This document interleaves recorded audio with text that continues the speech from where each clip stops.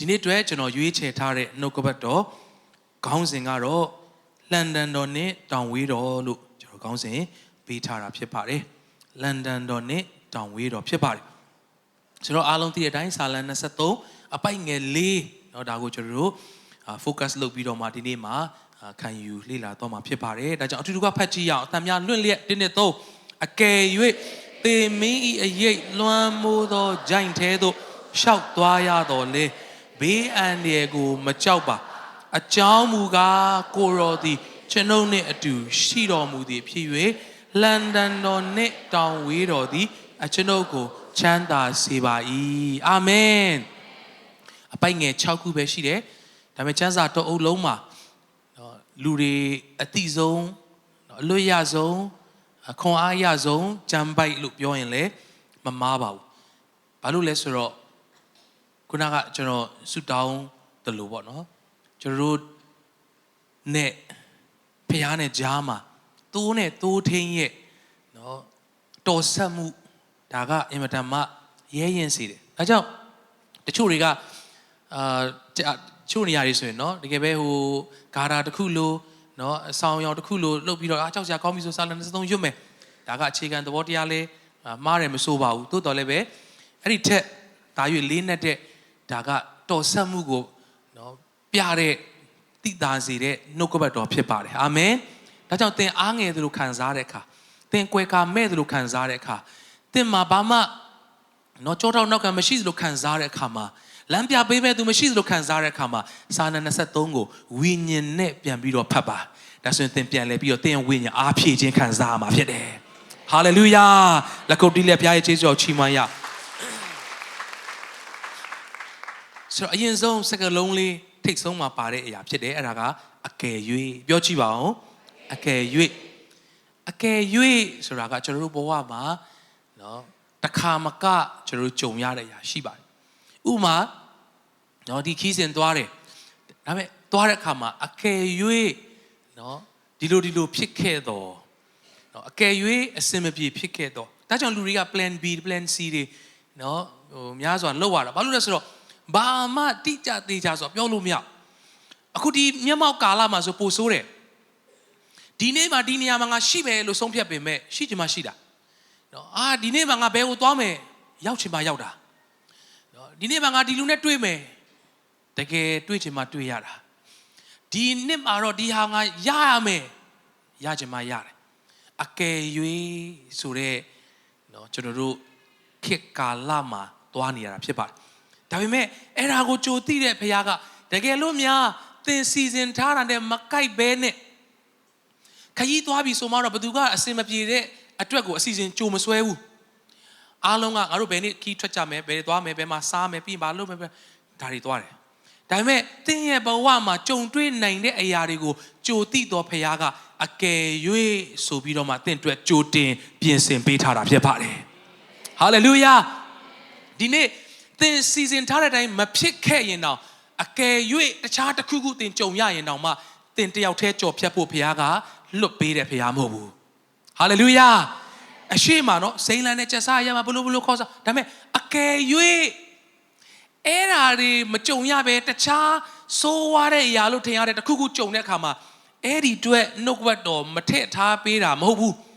အဲ့ဒီလိုအကယ်၍ဆိုတဲ့အရာကြုံတဲ့အချိန်မှာလဲသင်အတွက်ဘုရားကလမ်းကိုပြင်ဆင်ပေးပြီးသားဖြစ်တယ်။ကွယ်ကာမဆာခြင်းကိုပြင်ဆင်ပေးပြီးသားဖြစ်တယ်။သင်နဲ့အတူရှိသောဘုရားဖြစ်တယ်။ဟာလေလုယာ။လက်ခုပ်တီးတဲ့အာဘဘုရားကိုချီးမွမ်းရအောင်။ကျွန်တော်မနေ့ထားတယ်အစီအစဉ်ဆွဲတဲ့အထက်မှာနော်ကျွန်တော်အရင်တော့လည်းပြောဘူးသလိုခလုတ်တိုက်မယ်တို့နော်ငါချော်လဲမယ်တို့ဘယ်သူမှအစီအစဉ်မဆွဲဘူးလေနော်ငါအဆက်ကွဲမယ်တို့နော်ငါဒုက္ခရောက်မယ်တို့ဘယ်သူမှအစီအစဉ်မဆွဲဘူးဒါပေမဲ့သင်မဆွဲထားဘဲနဲ့အကယ်၍ဖြစ်လာခဲ့ရင်လေစာလံ23ကိုနော်ဖခင်ကသင်နဲ့ကျွန်တော်တို့ပေးထားတာဖြစ်ပါတယ်ဟာလေလုယာဒါကြောင့်အကယ်၍သေမင်းအရေးလွှမ်းမိုးသောဂျိုင်ထဲသို့ရှောက်သွားရတော်လေသင်ရဲ့တက်တာမှာဒီအချိန်ဟာအကယ်၍ဆိုတဲ့အဖြစ်ပြက်ယောဂါတစ်ခုခံစားနေတယ်ဆိုရင်ဒီအချိန်မှာသင်ရဲ့အနာဂတ်အစီအစဉ်ပြင်ဆင်ထားတဲ့အတိုင်းမဖြစ်ပဲအကယ်၍သင်ဖြစ်ချင်တဲ့အတိုင်းမဖြစ်ပဲနဲ့ဒီဘက်ကိုသွားရတယ်ဆိုရင်ရောတယောက်တည်းသွားရတော့မှာလားမဟုတ်ပါဘူးအဲ့ဒီအကယ်၍ဆိုတဲ့လမ်းမှာလဲဖ ဖခင်ကတင့်ကိုစောင့်ရှောက်နေစေပဲအကယ်၍ဆိုရဲအဲ့ဒီ plan မှာလဲနော်တင့်အနေနဲ့တော့ဟာငါဖြစ်ချင်တဲ့ plan ကတော့အဲ့ဒါပေမဲ့ plan C ဖြစ်သွားပြီ D ဖြစ်သွားပြီတင့်အနေနဲ့ဒါပေမဲ့ဖခင်ကတော့အဲ့ဒီအကယ်၍ဆိုတဲ့ plan တိုင်းမှာလဲဖခင်ကတင့်အတွက်လန်ဒန်တော်နဲ့တောင်ဝေးတော်ကိုပြင်ဆင်ပေးတော်ဖခင်ဖြစ်ပါတယ်ဟာလေလုယာဒါကြောင့်အရင်ဆုံးလန်ဒန်ဆိုတဲ့အခါမှာကွယ်ကာခြင်းနော်လက္ခဏာဖြစ်ပါတယ်တိုးထိန်တွေကတိုးတွေကိုနော်ကြောင်းပြီးတော့မှသွားတဲ့အခါမှာအဲ့ဒီနော်ဒီတိုင်းပဲတစ်ချိန်လုံးအန်ရကင်းနေတာမဟုတ်ဘူးတိုးတွေကိုကိုက်စားဖို့ရန်အတွက်တပ်ဖြတ်ဖို့ရန်အတွက်ချောင်းမြောင်းနေတဲ့ဝင်ဘလူတွေရှိမယ်နော်သားဒီအကြီးတွေရှိမယ်တကယ်ကြောက်စရာကောင်းတဲ့နော်ဒီကြားတွေလားဗါလေတခုရှိလိမ့်မယ်သူတို့တွေကလာပြီးတော့မှအန်ရပြုတ်တဲ့အခါမှာကာကွယ်ပေးဖို့ရန်အတွက်ဒီနေ့တင့်ကိုဖခင်ကအကောင်းဆုံးကာကွယ်မှုပေးနေတော့သူဟာဖခင်ဖြစ်ပါတယ်အာမင်ကျွန်တော်တို့ကိုကာကွယ်နိုင်လို့အကာကွယ်ရမယ်ဆိုရင်တော့တရက်လုံးမှာစဉ်းစားကြည့်ဘယ်နှနာရီကျွန်တော်တို့ကိုကာကွယ်နိုင်မလဲတေချာတာတော့အနည်းဆုံးလေးကျွန်တော်တို့အိတ်တဲ့အချိန်ဆိုတော့ကျွန်တော်တို့ကိုမကာကွယ်နိုင်တော့နော်ကျွန်တော်တို့7နာရီလောက်နော်အိတ်မလားဘယ်နာရီအိတ်မလဲအဲ့ဒီလောက်ကတော့ကျွန်တော်တို့ကိုမကာကွယ်နိုင်တော့ဘူးအမေရိကမှာထင်တယ်နော်ဒီတော့သတင်းတွေကဘာမှမသိဘူးတကယ်ကိုကြောက်စရာကောင်းတဲ့သတင်းတွေနော်10နှစ်လား17နှစ်လားရှိတဲ့ကလေးအဲ့ထက်ငယ်မလားမသိ10နှစ်လောက်ထင်တယ်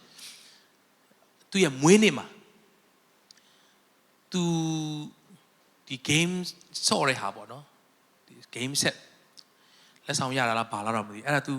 ဟိုဒီမွေးနေ့မှာကောင်းမွန်စွာမိသားစုနဲ့တကယ်မွေးနေ့ပွဲလုပ်ပြီးတော့မှ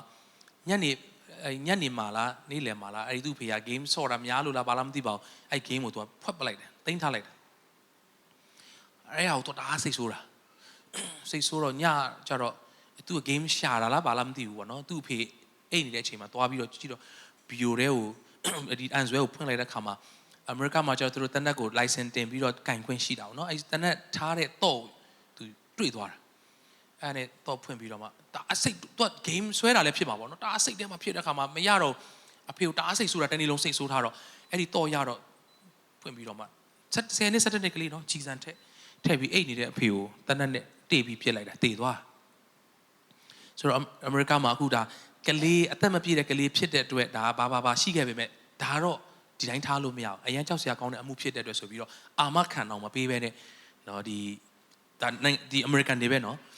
ဆိုတော့အာမခံအောင်မပေးဘဲနဲ့သူ့ကိုတရားစီရင်ဖို့ရန်အတွက်ပြင်ဆင်နေတယ်အိတ်နေတဲ့အချိန်မှာဘယ်သူကလာကွယ်ကားမလဲလန်ဒန်တော်နဲ့ကွယ်ကာတော့တိုးထိန်ကြီးယေရှုကျွန်တော်တို့နဲ့တူရှိနေတာဖြစ်ပါတယ်ဟာလေလုယာဟာလေလုယာဒါကြောင့်ကွယ်ကာခြင်းပြီးတဲ့အခါအခွင့်အာဏာဖြစ်ပါတယ်တင့်ကိုကွယ်ကာတော့သူကဘာအခွင့်အာဏာမှမရှိဘဲနဲ့နော်တင့်ကိုထိန်ချောင်ပြုပြင်ပို့ဆောင်နေတဲ့တိုးထိန်ကဘာအာဏာမှမရှိတဲ့သူမဟုတ်ဘူးသူဟာအခွင့်အာဏာရှိသောတိုးထိန်ကြီးယေရှုဖြစ်ပါတယ်ဟာလေလုယာအဲ့ဒီအခွင့်အာဏာရှိသောနော်တိုးထိန်ကြီးယေရှုကလန်ဒန်တော်နဲ့တင့်ကိုကွယ်ကာလျက်ရှိပါတယ်အာမင်တောင်ဝေးထိုတောင်ဝေးကလမ်းပြခြင်းတိုးတွေကပြေးခြင်းတဲ့နေရာပြေးတာသွားခြင်းတဲ့နေရာသွားအဲ့ကြရင်တိုးထိန်တွေကမနာလဲမနာချင်းအောင်ဒီလိုနော်ဒီလိုလေးဘေးနာလေးကနေတို့ဒီလိုလေးဒီဘက်ကိုသွားရမယ်စိမ့်လန်းတဲ့မြက်ခင်းကဒီမှာတို့သွားနေတာဒီဘက်ဆိုရင်ဒီလိုလေးအဲ့ဒီတောင်ဝေးလေးနဲ့တို့ကိုတိုးပြီးတော့မှတော်လကောင်းနော်သွားရတဲ့အရာရှိဆိုတော့ဒီဟာကိုအသေးစိတ်ကျွန်တော်တို့ဒီ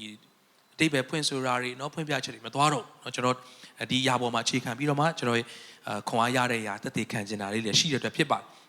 ဆိုတော့လန်ဒန်တော်နဲ့တောင်ဝေးတော်ကကျွန်တော်တို့အတွက်ဖျားပြင်ဆင်ပေးထားတော့အကောင်းဆုံးနော်ကွယ်ကာမစခြင်းလမ်းပြခြင်းပြုပြင်တဲ့မှတ်ပေးခြင်းဒီနေ့ယေရှုရဲ့သိုးဖြစ်တဲ့အခါမှာသင်လမ်းလွဲသွားတဲ့အခါမှာလေအဲ့ဒီတောင်ဝေးလေးနဲ့သင်ကိုနော်တမန်တရားအဖြစ်သင်ကိုချစ်ချင်းမြတ်တာအဖြစ်သင်ကိုလမ်းမှန်ကိုပြန်တဲ့ပေးတော့တိုးထိန်ကြီးယေရှုဖြစ်ပါတယ်ဒါကြောင့်အကယ်၍ဆိုတာတနည်းအားဖြင့်ကျွန်တော်ကတော့ဘယ်လိုအဓိပ္ပာယ်ဖွင့်ဆိုခြင်းလဲဆိုတော့ blind spot လို့ကျွန်တော်ကတော့အဓိပ္ပာယ်ဖွင့်ဆိုခြင်းတယ်အကယ်၍ဆိုတာမစီစဉ်ထားဘူးတင်မင်းအရေးလွှမ်းမိုးတဲ့ကြိုင်ကိုရှောက်မယ်ဆိုပြီးတော့ဘယ်သူမှဆုံးဖြတ်ပြီးပဲเนาะများသောအားဖြင့်မသွားပါဘူးဒါပေမဲ့ရုပ်တရက်ကြုံရတယ်ရုပ်တရက်မထင်ထားတဲ့အရာ blind spot ကျွန်တော်တို့ blind spot လို့အဓိပ္ပာယ်ဖွင့်ဆိုခြင်းဟိုရင်တုန်းကလည်းကျွန်တော်ဝေငှပူပါတယ် blind spot ဆိုတဲ့အကြောင်းအရာလေးเนาะဆိုတော့ဒီမှာကျွန်တော်တွေ့ရတယ်เนาะ blind spot ဆိုတာက ကားမောင်းတဲ့သူတွေဆိုင်ကယ်မောင်းတဲ့သူတွေနော်ကျွန်တော်တို့မုံရွာတို့ဘာလို့မှနယ်တွေမှာလဲဆိုင်ကယ်မောင်းတဲ့ခါမှာဒုက္ခအပေးဆုံးက blind spot ဖြစ်ပါတယ်ဘာလို့လဲဆိုတော့ရှိတော့ရှိတယ်ဒါပေမဲ့မမြင်ရအောင်မမြင်ကွယ်ရမှာဖြစ်တယ်ဆိုတော့ blind spot ဆိုတာတော့ဘာသာပြန်မယ်ဆိုတော့မျက်မမြင်ကွယ်ရဖြစ်မလားမျက်ကွယ်ပေါ့မျက်ကွယ်ရအောင်နော်မျက်ကွယ်ရပေါ့မမြင်ရတဲ့ရှိပေမဲ့ကွယ်နေတာအဲ့ဒါဒုက္ခဆိုတော့အကယ်၍ဆိုတဲ့စကားလုံးကိုကျွန်တော်အဲ့ဒါလေးဖွင့်ဆိုချက်ဆိုတော့ကျွန်တော်တို့နော်ဥပမာကျွန်တော်ဒီလိုရက်နေတယ်ဆိုရင်ကျွန်တော်တို့ဒီလိုလှည့်ကြည့်စရာမလိုဘဲနဲ့ဒီနားလောက်မှာနော်လှုပ်နေတာတခုကျွန်တော်တို့မျက်လုံးကနေမြင်ရတယ်အတိအကျမဟုတ်ရင်တော့မှလှုပ်ရှားမှုမြင်ရနော်ဆိုတော့တဖြည်းဖြည်းနဲ့နောက်ဆိုဒီနားလောက်ဆိုရင်ကျွန်တော်မမြင်ရတော့ဘူးမရှိဘူးလားဆိုတော့ရှိတယ်ဒါပေမဲ့မမြင်ရတော့အဲ့ဒါ blind spot ဖြစ်တယ်ဆိုတော့အခုဒီမှာကားဆိုလေအနောက်ကကားကအရှိကားအတွက်သူရှိနေတဲ့နေရာက blind spot ဖြစ်တယ်ရှိတယ်ဒါပေမဲ့မမြင်ရဘူးအဲ့တော့ဘာဖြစ်လဲဆိုတော့ကားရှင်းတယ်ဆိုပြီးကိုယ်ချလိုက်တာဘေးနားကကားရဲ့အရှိနဲ့ကိုယ့်ရဲ့ကားဖင်နဲ့တခါတည်းညှိတော့တာအဲ့ဒါမျိုးနဲ့ရင်တိုင်းမှုကတအားဖြစ်တယ်ပြီးတော့နော်အဲ့ဒီ blind spot ကနော်တကယ်ပဲထိခိုက်မှုအများဆုံးဘာလို့လဲဆိုတော့မရှိဘူးထင်ပြီးတော့မှတော့ကိုယ်မိတာဒါပေမဲ့ရှိနေတာလေဆိုတော့ဒီနေ့ကျွန်တော်တို့ဘဝမှာအကယ်၍ဆိုတဲ့အရာတွေအများကြီးရှိတတ်တယ် blind spot တွေအများကြီးရှိတတ်တယ်ကျွန်တော်အဖေကတစ်ချိန်မှာနော်မျက်စိစမ်းသပ်ဖို့သွားတော့ကျွန်တော်နဲ့နှစ်ယောက်သွားကြအဲ့နဲ့ဆရာဝန်ကသူ့ကိုဒီဘောပင်အဖုံးဒီနှိပ်တဲ့ဟာလေးလို့တခုပေးထားတယ်သူ့ဆိုတော့အဲ့မှာသူမျက်နှာကိုအပ်ပြီးတော့မှကြည့်ပြီးတော့မှအန်ကယ်တဲ့ဒီအနီလုံးလေးကရွေ့နေပဲပေါ့နော်အဲ့ရွေ့တဲ့အခါမှာမြင်နေရတဲ့ရွေ့တောက်လျှောက်နှိပ်ပါတဲ့နော်အဲ့ဒီအလုံးလေးမြင်နေရတဲ့မမြင်ရတဲ့အချိန်မှာမနှိပ်နဲ့ရက်ထားလိုက်ဒါနဲ့အဖေကလောက်ခဲ့ဆိုကင်ထားပြီးတော့တစ်ဆိုများတော့အဖြစ်တော့နှိပ်တယ်ပေါ့တောက်လျှောက်နှိပ်တချို့နေရာတွေမှာမနှိပ်ဘူးအကြာခဏနေတော့ပြန်နှိပ်တယ်ဆိုတော့အဲ့မှာနောက်ဆုံး result ထွက်လာတော့ဒီစာရွက်နဲ့ထွက်လာတဲ့အခါမှာသူ့ရဲ့အမြင်အာရုံကဒီတိမ်သူကရှိတဲ့အခါမှာပေါ့နော်ဒီလိုနားလောက်မှာရှိတဲ့ဟာတွေကိုသူကကျွန်တော်တာမန်လူကလှုပ်ရှားမှုမြင်ရပေမဲ့ तू ကအဲ့ဒါမမြင်ရတော့ဆိုတော့ကားရွိုင်မောင်းတတိထားပါနော်ဒီလိုနေရာလောက်မှာရှိတဲ့ဟာကို तू မမြင်ရဘူးဆိုတဲ့အဖြေထွက်လာတဲ့အခါမှာ तू လည်းကားမောင်းတဲ့ခါတတိထားတယ်ကားမောင်းတဲ့ခါမှာလည်းအဲ့ဒီနေရာလေးကသူ့ကိုဒုက္ခပေးတယ်ဒီလိုလှည့်ကြည့်ရင်တော့ရဒါပေမဲ့မကြည့်ဘဲနဲ့လှုပ်ရှားမှုမမြင်ရတော့ဘူးပေါ့ဆိုတော့ကျွန်တော်တို့ဘဝမှာ blind spot တွေကြုံရတယ်နော်ဒီခုနပြောသူကိုကြုံဖြိုးနော်ဒီလမ်းကိုရှောက်ရမယ်သွားရမယ်လို့ तू စဉ်းစားထားတာမဟုတ်ဘူးဒါပေမဲ့အကယ်၍တနည်းအားဖြင့် blind spot ကြီး तू သွားလိုက်ရတယ်ဒါပေမဲ့အဲ့ဒီ blind spot မှာလည်းတင့်ကိုတယောက်တည်းလွတ်ပေးတဲ့ဖရားမဟုတ်ဘူးလန်ဒန်နဲ့တောင်ဝေးတော်နဲ့တင့်ကိုကွယ်ကာမဆာတော်ဖရားဖြစ်တယ်ဟာလေလုယာခုနအပုံလေးပြန်ပြပေးပါပထမဆုံးပုံကဘက်မှန်မှာမြင်နေရတယ်ကားဘက်မှန်မှာမြင်ရတယ်အဲ့မှာဘာလေးပေါ်လဲဆိုတော့ပြပေးပါအဲ့မှာဘာလေးပေါ်လဲဆိုတော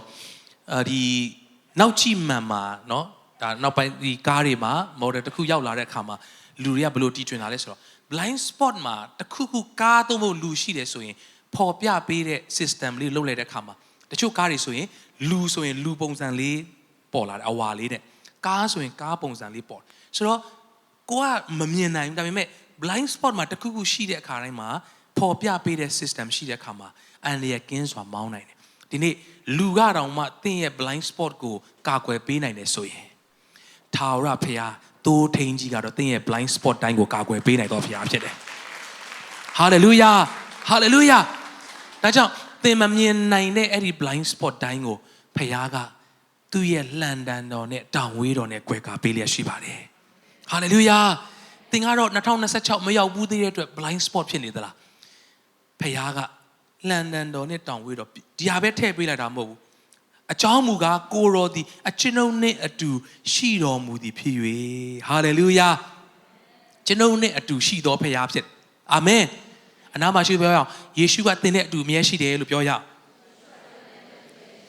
်အာမင်သင်အောင်မြင်တဲ့ချိန်မှာရှိတာမဟုတ်ဘူးเนาะသင်နိုးထနေတဲ့ချိန်မှာပဲရှိတာမဟုတ်ဘူးသင်အားနေတဲ့ချိန်မှာလည်းသင်နဲ့အတူရှိတော်ဘုရားဖြစ်တယ်သင်ကြာရှုံးတယ်လို့ခံစားတဲ့ချိန်မှာလည်းသင်နဲ့အတူရှိတော်ဘုရားဖြစ်တယ်ဂျိုင်းဝမ်ကိုရှောက်တဲ့ချိန်မှာလည်းသင်နဲ့အတူရှိတော်ဘုရားဖြစ်တယ်သင်မင်းရိပ်လွှမ်းမိုးသောဂျိုင်းကိုရှောက်တဲ့ချိန်မှာလည်းကိုတော်ဒီကျွန်ုပ်နဲ့အတူရှိတယ်လို့ပြောခွင့်ရစေတော်ဘုရားဖြစ်တယ်လက်ခုပ်တီးလက်ယေရှုတော်ကိုချီးမွမ်းရအောင်ဟာလေလုယာမဿဲခန်းကြီး28အငယ်20သူဟာကျွန်တော်တို့နဲ့အတူရှိတဲ့အခါဘယ်လောက်ထိရှိသလဲဘယ်လိုရှိသလဲငါဒီသင်တို့ဟာပေးသမျှသောပညတ်တော်တို့ကိုစောင့်ရှောက်စေခြင်းကဆုံးမဩဝါဒပေးကြလို့ ဖတ်ကြည့်အောင်ငါဒီလဲကကဘာကုံတိတိုင်အောင်သင်တို့နဲ့အတူအစင်မပြည့်ရှိသည်ဟုတပည့်တော်တို့အားမိန်တော်မူ၏ဟာလေလုယာလက်ခုပ်တီးလက်ချင်းစုံကြီးမမအောင်ကကဘာကုံတိတိုင်အောင်သင်နဲ့အတူရှိမယ်လို့ဂတိပေးတော်တိုးထိန်ကြီးယေရှုဖြစ်ပါတယ်အာမင်တရက်နှစ်ရက်ပဲရှိတာမဟုတ်တပတ်မှာ2ရက်3ရက်ရှိတာမဟုတ်ဘူးသင်အိတ်နေတဲ့အချိန်မှာတောင်မှသင်အားငယ်နေတဲ့အချိန်မှာတောင်မှသင်ကြရှုံးတဲ့အချိန်မှာဂျိုင်ဝမ်းနဲ့ရှောက်တဲ့အချိန်မှာတောင်မှသင်နဲ့အတူရှိတော်ဘုရားဖြစ်တယ်အာမင်ကကဘာဆုံးသည့်တိုင်အောင်သင်တယောက်တည်းဘယ်သူမှမရှိနိုင်တဲ့နေရာမှာလဲသင်နဲ့အတူရှိတော်ဘုရားဖြစ်တယ်ဟာလေလုယာဒါကြောင့်နော်ကျွန်တော်တို့နဲ့အတူရှိပြီးတော့မှလန်ဒန်တော်နဲ့တောင်ဝေးတော်ဟာကျွန်တော်ကိုချမ်းသာစေတယ်အဲ့ဒီ blind နော် spot တေမင်းအရေးလွှမ်းမိုးတဲ့ချိန်အရင်တော့လည်းတက်တည်ခံမှုပါတယ်ကျွန်တော်အဖေကျွန်တော်တို့တော်တော်ငယ်တဲ့အချိန်မှာ1990ကျော်အတင်းတော်စတဲ့အချိန်မှာနော်ကျွန်တော်တို့ဝန်ထမ်း line ခန်းတွေမှာ home sale တွေလုပ်ကြတယ်တတင်းတော်လုံးလုပ်ကြတာနေရာတော့မတူတပတ်အယောက်50 60လောက်နော် home sale ဝေးပြကြတယ်အဲ့ချိန်မှာကျွန်တော်အရင်တော့လည်းခဏခဏတက်တည်ခံမှုသူလို့ဘေးနာကအရက်မူးနေတဲ့သူတယောက်ကနှောက်ယှက်ပြီးတော့မှအမြန်ပြောရရင်တော့အဖေကနှုတ်ကပတ်တော်ဝေငှပြီးတော့နှုတ်ကပတ်တော်ဖတ်တာအဲ့ချိန်မှာပေတရုရေပေါ်လမ်းလျှောက်တဲ့နှုတ်ကပတ်တော်ကိုဖတ်တာတဝက်တစ်ပြက်မပြီးသေးတဲ့အချိန်မှာအုံတိုင်းဆိုအတန်နေကြားတယ်အရှိကစပိန်တွေအုံလဲသွားတယ်အဲ့တော့စပိန်ခစ်ဆိုတော့ဆိုင်ကယ်တော့မရှိသေးဘူးဟောဆိုင်ကယ်တွေမစီးနိုင်ကြသေးဘူးစပိန်တွေအများကြီးပဲရက်ထားဆိုတော့အဲ့မှာစပိန်တွေအကုန်လဲပြုတ်ဘာတွေဖြစ်မှမသိကြည့်လိုက်တော့ဓာတ်တစ်လက်နဲ့เนาะအမြန်ပြောရရင်တော့ဒီလက်ဟိုတော်တော်ကြီးတဲ့ဓာတ်ပြားကြီးတစ်လက်နဲ့အဲ့တော့ကသူ့နာမည်ကဆိုးဝင်းလို့ခေါ်တယ်သူကအဲ့ဓာတ်ကင်ပြီးတော့မှနော်အဖေကိုမျက်နှာမူလာတယ်ဟိုကလေးထွက်လို့မရအောင်တန်းလေးတွေထားတဲ့ဒီ3တန်း4တန်းလောက်ထားတဲ့အရာအပေါဝပေါ့တကားအချားထားပြီးတော့အဖေကအိမ်ထဲမှာသူကအပြင်မှာနော်ဆိုတော့တချို့လည်းသိပြီးသားဆိုတော့အမြန်ပြောရရင်တော့အဲ့လိုရှိနေရင်းနဲ့ပဲအဖေကိုဓာတ်နဲ့ရင်ပတ်တဲ့ကိုထိုးတယ်အသင်းတော်တစ်ခုလုံးရှေ့မှာအခုခေတ်လိုဖုန်းတွေမရှိသေးတဲ့အတွက်1990နဲ့ဘယ်လောက်လဲမသိဘူးတော့ရိုက်ထားနိုင်ရင်တော့အင်မတန်မှကောင်းတဲ့မှတ်တမ်းတစ်ခုဖြစ်မယ်ဘုရားရဲ့နမိတ်လက္ခဏာသက်သေရင်ပတ်တဲ့ကိုဓာတ်နဲ့ထိုးချလိုက်တာဟာဆိုအလောအော်ကြပြုကြတဲ့အချိန်မှာရင်ပတ်နာကိုထိခံနီးလေးမှာလူတယောက်ကသူ့ကိုစောင့်တွန်းလိုက်သူ့မို့တုံးနဲ့ရိုက်လိုက်တယ်လို့မျိုးလွင့်ထွက်သွားတာသူကအနောက်ကိုပက်လက်ကြီးလန်သွားတာအဲ့ဒါအဖေကလည်းပြန်လှည့်ပြီးတော့မှကဲထိုင်ကြဘာမှမဖြစ်သူမူပြီးအိတ်သွားပြီဆိုပြီးတော့အဖေကပြောငါတခါမှအဲ့လိုငြိမ်သက်ခြင်းမခံစားဘူးတဲ့ဖခင်ရဲ့အတူရှိခြင်းကငါလုံးဝခံစားတဲ့ခါမှာလုံးဝမကြောက်ဘူးတဲ့အဲ့ဒါ तू ကခုနမပြီးသေးတဲ့နှုတ်ကပတ်တော်ပြန်ဖတ်ပြီးတော့မှဆက်ဟောဖို့လုပ်တာအဲ့ချိန်မှာပြန်ထလာပြီးနောက်တစ်ခါပြန်ထိုးတယ်သူ့အဲ့လိုပဲပြန်လွင့်ပြီးတော့မှပက်လက်လန်လဲသွားတယ်အထဲကိုဝင်လာတယ်နော်ဓာတ်ကိုပြောင်းကင်ပြီးတော့မှဒီလိုအပေါ်ကနေမိုးပြီးအဖေကောင်းတက်အဲ့လိုစိုက်ချဖို့လုပ်တဲ့ခါမှာမမြင်ရတာပဲရှိတယ်တယောက်ကသူ့လက်ကိုကင်ပြီးအဲ့လိုတွန်းထားသလို तू ကအဲ့လိုလုပ်တာအဖေကောင်းတော့မှဒီဓာတ်ကအဲ့လိုမျိုးအဲ့လောက်ရောက်နေပြီဒါပေမဲ့တယောက်ကတွန်းထားသလိုမျိုး तू ကလည်းအာဆိုတွန်းတာအဖေကဒီတိုင်းပဲကျန်းစာကိုကင်ပြီးဒီတိုင်းပဲရက်နေတာဘာမှမလုပ်ဘူးဒီလိုပဲကင်နေတာနောက်ဆုံးမှအဲ့ဒီခေါက်ကျတော့ဖြည်းဖြည်းလဲသွားတယ်တယောက်ကလက်ကိုကင်ပြီးတော့လို့လဲလိုက်သလိုမျိုးဖြည်းဖြည်းလေးလဲသွားတယ်အဲ့ဟောစရာကြီးဟာအဲ့ဒီခါမှာထွက်ပြေးကြတာပေါ့အဲ့မှာအခန်းနေတဲ့ထွက် तू ကလည်းပြန်ထလာတကားတွေရိုက်ချိုးဂီတာတွေ3လုံးရိုက်ခွဲပလိုက်နော်ချင်းတောင်တွေအကုန်လုံးဖြက်အကုန်လုံးဖြက်စီးပြစ်တာအဲ့ဒီနောက်ဆုံးမှာတော့နော်အဲ့မှာစစ်သားတွေတန်းတန်းနဲ့လာပြီးတော့သူ့ကိုဖမ်းတာအင်မတန်မှအားကြီးတယ်အာလာဝါကဆေးထိုးထားပြီးတော့မှ तू ကအရက်တောက်တဲ့ခါမှာသွေးဆိုးပြီးတော့မှလုံးဝမနိုင်အချုပ်ထဲရောက်တဲ့ခါမှာကန်လိုက်တာအဲ့အချုပ်ရဲ့နော်ပုတ်လုံးကြီးအချီကျိုးထွက်သွားတယ်တားတန်တာအဲ့ဒါပြီးမကြဘူးအဲ့လိုပဲတစ်ခေါက်တောင်းချမ်းပြီးတော့မှဓာတ်နဲ့ခုတ်တာအဲ့ဟိုဒီလိုပဲ तू ကရမ်းတာပေါ့နော်အဲ့လူတယောက်လက်ချောင်းလေးတွေအားလုံး4ချောင်းလားမသိပြတ်သွားတယ် तू ခုတ်လိုက်တာအဲ့လိုချမ်းတာဒါပေမဲ့ကျွန်တော်တို့အစီအစဉ်ကတော့အာရပါရဝိပုကိုးကွယ်နော်မိသားဖွဲ့ပြီးပြန်မယ်အကယ်၍သင်မေးလွမ်းမိုးသောကြိုက်ရုတ်တရက်ရှောက်လိုက်ရတယ်သို့တော့အဲ့ဒီအကယ်၍အဲ့ဒီ blind spot မှာဖခင်ရဲ့လန်ဒန်တော်နဲ့တောင်ဝေးတော်ကကျွန်တော်တို့ကိုကွဲကာလျက်ရှိတယ်မဆာလျက်ရှိတယ်ဟာလေလုယာဟာအဲ့မှာဈေးထဲမှာရက်ကွက်ထဲမှာအရန်ကိုလူတွေဟိုအပြင်လိုပြောရင်နာမည်ကြီးသွားတာပေါ့နော်ဟာခရိယန်ဆရာကြီးအရန်စွမ်းတာပဲနော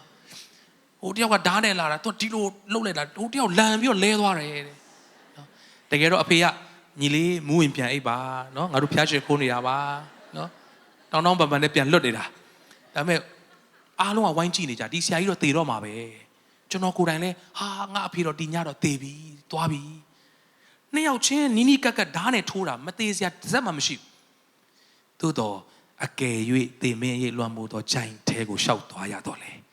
ဘေးအန္တရာယ်ကိုမကြောက်ဘူးဘာလို့လဲနံပါတ်1ကိုရော်ဒီကျွန်ုပ်နဲ့အတူရှိတယ်ကိုရော်ဒီကျွန်ုပ်နဲ့အတူရှိတယ်ကိုရော်ဒီကျွန်ုပ်နဲ့အတူရှိတယ်ဟာလေလုယာကိုရောအတူရှိခြင်းဟာသင်ဟိုးတောင်ထိပ်မှာအောင်မြင်စွာရက်နိုင်တဲ့အချိန်မှာပဲမဟုတ်ဘူးနော်ဂျိုင်ဝမ်းထဲမှာသင်မင်းရဲ့လွမ်းမိုးတဲ့ဂျိုင်မှာရှောက်သွားတဲ့အချိန်မှာလည်းအတူရှိတော်ဘုရားဖြစ်တယ်ဟာလေလုယာထိုဘုရားကသင်ကိုလန်ဒန်နဲ့တောင်ဝေးနဲ့သင်ကိုမဆာလျက်ရှိပါတယ်အာမင်ပြီးတဲ့အခါနော်ဒီနေ့တော့ကျွန်တော်ရဲ့သက်သေခံချက်လေးလည်းပြောချင်မလေးရှားဒီခေါက်သွားတဲ့အခါမှာခါတိုင်းနဲ့မတူဘူးစိတ်ထဲမှာနည်းနည်းလေးလေးလံမှုရှိဝိညာဉ်ထဲမှာပိတ်နေတာတွေရှိတယ်ဟိုရောက်တဲ့အခါမှာလည်းကျွန်တော်တို့လှုပ်ဆောင်ရတဲ့အရာတွေမှာအရင်နဲ့တိတ်မတူတဲ့နည်းနည်းလေးခက်ခဲတဲ့အရာလေးရှိတယ်ပြီးတော့ကျွန်တော်ရောက်ကြတဲ့ခုနလိုပေါ့အခုဒီလည်းတိတ်ချင်းချင်းလင်းလင်းဖြစ်သေးဘူးနာတွေပိတ်ပြီးတော့နည်းနည်းလေးဖြစ်နေတယ်အဲ့မှာအခုတော့ဟိုဘာမှအရင်ဘယ်လိုခေါ်မလဲပြင်ပန်းတာမျိုးမရှိတော့အဲ့တော့ခေါင်းတွေကိုက်ပြီးတော့မှအဲ့လိုဖြစ်ဆရာကင်းလာတဲ့အထိဖြစ်သွားတာပေါ့နော်ဆိုတော့ဒီကောက်ဘာဖြစ်တာလဲဆိုတော့ဆူရတောင်းကြတယ်ကျွန်တော်ဘဲမှတော့မသွားဘူးနော်ဆိုတဲ့လို့ဆိုလဲ first time ဖြစ်ပေမဲ့ကျွန်တော်အများကြီးဘဲမှလိုက်မပို့ဖြစ်ဘူးနော်အခန်းမှာပဲကျွန်တော်မနေ့ဆူတောင်းနေသူနဲ့ကျွန်တော်နဲ့ဆူတောင်းကြတယ်ဆိုတော့အဲ့ရောက်တဲ့ညမှာကျွန်တော်တချင်းသွားတိုက်ကြတယ်တိုက်ပြီးပြန်လာစတိုက်တာက10နာရီလောက်ဆိုတော့နော်ပြီးတော့ခါနေပါစားကြသူတို့နေပါကျွေးပြီးတော့2နာရီလောက်မှအခန်းပြန်ရောက်ဆိုတော့ hotel ဆိုပေမဲ့ residence လို့မျိုးပေါ့နော်ဒီ condo အခန်းလိုမျိုးငှားထားတာ3ခန်းလောက်ပါတော့ကျွန်တော်တို့ပေါင်းပြီးနေလို့ရတာပေါ့နော်3 4 5ရောက်ဆိုအဲ့ဒါနဲ့ကျွန်တော်တို့ပြန်ရောက်တော့စီစီရတော့သူ့ရဲ့မျိုးတွေစီသွားဒီညသွားအိတ်မယ်ဆိုတော့သွားအိတ်တယ်ကျွန်တော်နဲ့စိုးသက်နေပဲကြံတယ်အဲ့မှာ2ယောက်အဲ့နဲ့ကျွန်တော်တို့ဇာနေပါပြောပြီးတော့အေးအောင်အခန်းထဲဝင်သွားကျွန်တော်ရေချိုးလိုက်မယ်ဘာဖြစ်နော်ခေါင်းလောင်းပြီးချိုးမယ်ကွာဒါပေမဲ့နည်းနည်းလေးအေးမှဆိုလို့ရေဘူးလေးနဲ့ချိုးမယ်ဆိုပြီးတော့ကျွန်တော်ရေဘူးခလုတ်အပြင်ကနေအခန်းပြန်နေဖွင့်လိုက်တယ်ဖွင့်ပြီးတော့စချိုးတာချိုးရင်းနဲ့နည်းနည်းလေးချိန်တာနည်းနည်းများသွားတော့ရေကပူတာလေ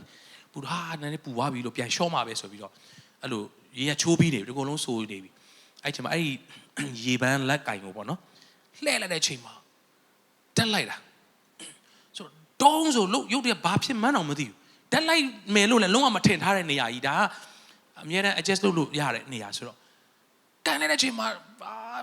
တက်လုံးတော့တက်လိုက်ဘူးသမျှမှာတော့မနေ့ထိကျွန်တော်ဒီလက်ဒီနားကနေဒီနားအထိหนีပြီးတော့မှနာပါနာတာဒီလိုကိုင်းဝနာတာနောက်နေ့အထိနည်းနည်းလေးအားပြင်းတော့လက်တွေပါဟိုရေကုန်တွေပြဲသွားတာတော့ဘာလို့ကျွန်တော်မြင်ဘူးတဲ့ဟာတွေဖြစ်မှဖြစ်တယ်ဆိုတော့ဟာတားလန့်သွားတာမထင်ထားတဲ့အချိန်ကြီးမှာ blind spot ကြီးအကယ်၍သေမင်းရေလွှမ်းမိုးတဲ့အကြိုင်ကိုရုတ်တရက်ကျွန်တော်ရှောက်လိုက်ရတယ်ဆိုတော့ရေလည်းဖွင့်ထားတယ်အစိုးအသက်ကလည်းအရှိမတချင်းတွေဖွင့်ထားတော့နော်ကျွန်တော်ပြန်ပြောတော့ရည်ကြတာဟာငါသာတစ်ခုဖြစ်သွားတော့မနေ့လောက်မှသိတော့မှထင်တယ်လို့နော်သူကလည်းသူဆရာအိတ်တော်မယ်တော့ချင်းလေးဖွင့်ပြီးသွားနှက်နေပြီကိုယ်ကတယောက်တည်းနော်စဉ်းစားတဲ့ခါမှာပြန်တော့မစဉ်းစားရဘူးဒီနေ့ဒီနေရာမှာကျွန်တော်ရှိနိုင်ရတော့ခွင့်လန်ဒန်တော်နဲ့တောင်ဝေးတော်ကကွဲကားလို့ဖြစ်တယ်ဟာလေလုယာဟာလေလုယာဟာလေလုယာကျွန်တော်တော်တော်လေးလဲဆိုင်ကိုထိသွားဆိုတော့ခလုတ်ကိုပိတ်အကုန်လုံးလိုက်နိုင်မဲ့ဟာအကုန်လုံးပိတ်ပြီးသွားပြီဒါပေမဲ့လူကနော် trauma လို့ရသွားတယ်စိတ်ကဖြစ်သွားတော့မကန်ရဲဘူးရေကပိတ်ရတော့မယ်ရေပိတ်လို့မပိတ်နိုင်သေးဘူးဖြစ်နေတော့နော်တပတ်လေးနဲ့နော်အဲ့ခလုတ်ကိုဒီလိုလေးနည်းနည်းချင်းတွန်းပြီးတော့မှနော်တယောက်တည်းရေချိုးခန်းထဲမှာရှုပ်ချက်ခတ်နေတာအဲ့တော့လေတော်တော်နဲ့အိတ်မပြောစိတ်ထဲမှာဘာမဆိုဖြစ်သွားနိုင်တာပါလား blind spot အကယ်၍သင်မင်းရိပ်လွှမ်းမိုးတဲ့ဂျိုင်းကိုရုတ်တရက်ရှောက်ရပါစေ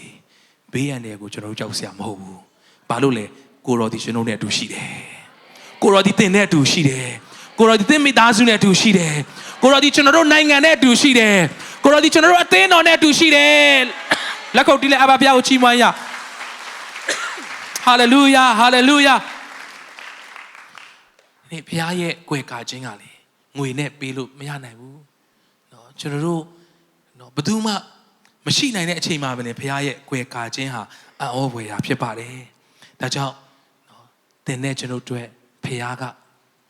လန်ဒန်တော်နဲ့တောင်ဝေးတော်အဖြစ်သင်ကိုကွယ်ကာရဲမဆာရဲပို့ဆောင်တဲ့လမ်းပြတယ်တဲ့ပြီးတဲ့အခါမှာစာလံ30အငယ်9မှာနော်ကျွန်တော်တို့ဖတ်ကြည့်အောင်အမျက်တော်သည်ခဏထွက်၏ဂျေဇုတော်မူကားတသက်လုံးတည်ညဦးရန်၌ငိုကြွေးခြင်းသည်လာ၍တဲခို၏နက်နက်ရန်၌ကားသခြင်းဆိုတော်အာမင်ဟာလေလုယာဟာလေလုယာမနေ့ကကျွန်တော်တို့ကိုကျွန်ဖြိုးရင်သွားပြီးတော့မှဂျေဇုတော်ချီးမွမ်းပြီးတော့ဆုတောင်းတဲ့အခါမှာတသက်ခံချက်တွေကြားတဲ့အခါမှာအော်ဖွယ်ရာသူတို့ငိုကြွေးကျွန်တော်ကြည့်ပြီးတော့မှကျွန်တော်စိတ်ထဲမှာပုံဖော်ကြည့်တယ်အော်ဒီနားလေးမှာသူ့အမေဘယ်နဲ့ချိန်ဒူးထောက်ပြီးတော့မှငိုကြွေးခဲ့ရမလဲအိုးတကားဖွင့်တိုင်းငါသားဘယ်တော့ပြန်လာမလဲလို့မျက်ရည်နဲ့သူဖွင့်ရတဲ့ချိန်ဘယ်လောက်ရှိမလဲဒါပေမဲ့ငိုကြွေးခြင်းဟာဧည့်သည်အဖြစ်ပဲဘုရားကကျွန်တော်တို့ကိုခွင့်ပြုတာဖြစ်တယ်ဟာလေလုယာဂျေဇုတော်ကတသက်လုံးတည်တော်ဂျေဇုတော်ဖြစ်တယ်ဂျေဇုတော်ကတသက်လုံးတည်တော်ဂျေဇုတော်ဖြစ်တယ်ဟာလေလုယာဟာလေလုယာအိုးသူ့အမသူ့အမေနော်သူတို့လက်တွဲပြီးတော့မှဘယ်နှခေါက်မျက်ရည်ကျစရာတော့မရှိတဲ့အခြေအနေမှာဖြစ်နိုင်တယ်တော့ငါသားဘယ်တော့မှပြန်လာနိုင်မလဲပြန်ကောလာနိုင်မှာမလားဒီနေ့ကျွန်တော်တို့ရဲ့အသက်တာထဲမှာငိုကြွေးခြင်းရှိတတ်ပါတယ်ဝမ်းနည်းခြင်းရှိတတ်ပါတယ်ဒါပေမဲ့အဲ့ဒါကလာပြီးတဲခိုတဲ့ဧည့်သည်ပဲဖြစ်ပါတယ်ဘုရားကကျွန်တော်တို့အတွက်မိုးတောက်အလင်းကိုပြင်ဆင်ပေးတော်ဘုရားဖြစ်တယ်တခြင်းဆိုရတော့အခွင့်ကိုပြန်ပေးတော်ဘုရားဖြစ်တယ်ဂျေဇုချီးမွမ်းတော်အခွင့်ကိုဘုရားကပေးတော်ဘုရားဖြစ်တယ်အာမင်စာလ23:4မှာပြန်သွားမယ်ဆိုရင်ကျွန်တော်ဒီနေ့ highlight လုပ်ချင်တဲ့နောက်တစ်ခွန်းကလည်းရှောက်သွားရတော့လေတနည်းအားဖြင့်ဖြတ်သွားရတော့လေဒီတနည်းအားကိုကျွန်တော်ဖြတ်သွားတယ်ဥပမာကားမောင်းတယ်ဂျိုင်းခွက်တွေနဲ့ရှိတဲ့အခါမှာဟာငါတို့လာတာလေအဲ့နားမှာအဲ့လမ်းအဲ့တစ်ဖြက်လေးကဂျိုင်းခွက်တွေနဲ့ငါတို့ဖြတ်လာခဲ့ရတယ်ဖြတ်ရတယ်ဆိုတာတကယ် highway မိုင်ယာနဲ့ချီတဲ့ခရီးကိုမခေါ်ဘူးဖြတ်လျှောက်တာဖခင်ကတင့်သက်တာထဲမှာနာကျင်စရာဝမ်းနည်းစရာကြေကွဲစရာအန်ဒီရီစုံစမ်းခြင်းတွေငိုကြွေးခြင်းတွေကို highway လမ်းမကြီးလို့အကြာကြီးလျှောက်ခိုင်းတဲ့ဖခင်မဟုတ်ဘူးခဏပဲဖြတ်လျှောက်ခိုင်းတော်ဖခင်ဖြစ်တယ်ဟာလေလုယာဟာလေလုယာသင်2025မှာအိုးသင်မင်းရိပ်လွှမ်းမိုးတဲ့ဂျိုင်တဲကိုဖျက်လျှောက်ခဲ့ရဒါပေမဲ့2026မှာတော့ဂျေဇုတော်ချီးမွမ်းတော်ခွင့်ဘုရားပေးပြီဖြစ်တယ်ဟာလေလုယာဟာလေလုယာသင်ရဲ့ချမ်းမာရေးနဲ့ပတ်သက်ပြီးတော့မှဂျိုင်ခွက်တွေနဲ့တကယ်ကိုစိုးတဲ့လမ်းကဲသို့သောအရာကိုဖျက်လျှောက်ခွင့်ခဏရှိခဲ့မယ်ဒါပေမဲ့အမြဲတမ်းအကြာကြီးလျှောက်ခွင့်မပေးတော့ဘုရားကကျွန်တော်တို့ဘုရားဖြစ်တယ်ဟာလေလုယာအမြဲတမ်းပြန်လဲသက်သေခံခွင့်ပေးတော်ဘုရားကကျွန်တော်တို့ကိုယ်ကွယ်တော်ဘုရားဖြစ်ပါတယ်အာမင်ဒါကြောင့်ဒီနေ့ကတော့ကျွန်တော်ရဲ့အသက်တာကျွန်တော်ဖခင်ရဲ့အသက်တာနေ့ဘုရားပေးတဲ့သက်သေတွေကိုကျွန်တော်တို့ရည်တွက်ချီးမွမ်းရင်းနဲ့ဒီနှုတ်ကပတ်တော်ဟာတချို့သောသူတွေအတွက်ရှောက်သွားနေရတဲ့အချိန်ဖြစ်လိမ့်မယ်ဒါပေမဲ့မှတ်ထားပါအဲ့ဒါကခဏလာတဲတဲ့ဧည့်သည်ပဲဖြစ်ပါတယ်အာမင်ငါနှစ်ဆမှာတော့ဒီလိုဖြစ်နေဆိုနှစ်ဆုံးထိငါဒီလိုဖြစ်မလားအဲ့ဒါဒီအားလုံးယေရှုနာမနဲ့ဖယ်ရှားဖြစ်ပါတယ်ဟာလေလုယာဒီ January လမကုန်ခင်မှာပဲလေသင်ဖြတ်လျှောက်ယုံပဲဖြတ်လျှောက်ပြီးတော့မှနောက်လကစပြီးတော့မှနောက်တနေ့လာနေ့ကစပြီးတော့မှအဲ့ဒီဖြတ်လျှောက်ခဲ့တဲ့အရာကကြံခဲ့ပြီးတော့မှဖြောင်ပြူသောလမ်းဖခင်ပြင်ဆင်ပေးတဲ့သိုးထိန်ကြီးယေရှုပြင်ဆင်ပေးသောလမ်းကိုရှောက်ရတော့နေ့ရက်လဖြစ်ဖို့ဘုရားရှိခိုးကြီးပေးပါစေမကောင်းသောအရာတွေကနေခဲ့ရပြီးထားခဲ့ရပြီးတော့မှမနဲ့မိုးတောက်ကျေးဇူးတော်ချီးမွမ်းတော်ခင်ဘုရားရှင်ပေးပါစေဟာလေလုယာလက်ခုပ်တီးတဲ့ဘုရားကျေးဇူးတော်ချီးမွမ်းရအောင်အာမင်